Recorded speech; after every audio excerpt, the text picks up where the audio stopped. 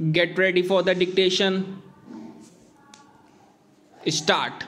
A further application was filed by one Mr. A.K. Arora, who is also an MLA of the Haryana Vidhan Sabha.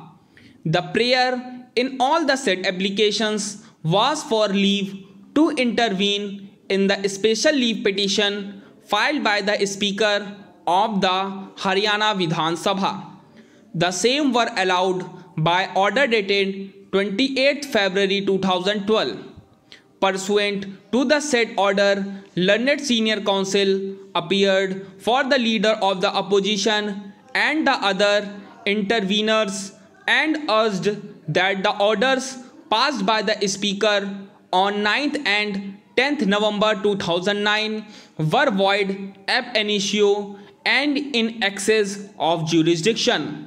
However, in the lengthy submissions advanced by the advocate in relation to the provisions of erstwhile paragraph 3 and paragraph 4 of the 10th schedule to the Constitution, reference was made to various decisions of this court.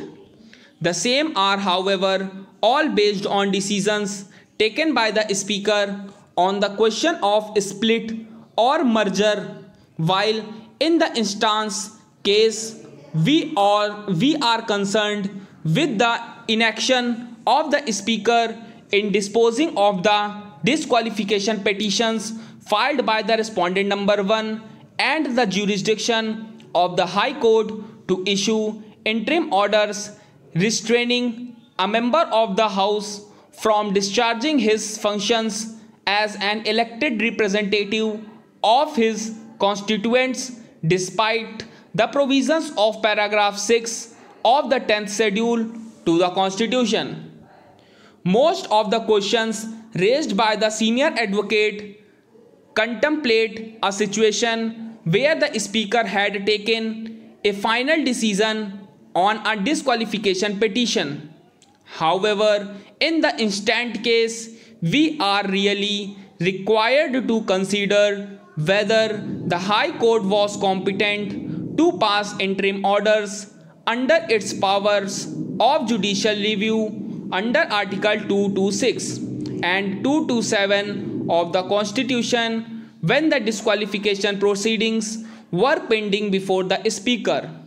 In fact, even in another case which has been referred to in extensively earlier by the scope of judicial review has been confined to violation of constitutional mandates, fraudulent non-compliance with rules of natural justice and perversity, but it was also very clearly indicated that having regard to the constitutional scheme in the 10th schedule, normally judicial review could not cover any stage prior to the making of the decision by the Speaker or the Chairman of the House, nor any other action was contemplated or permissible.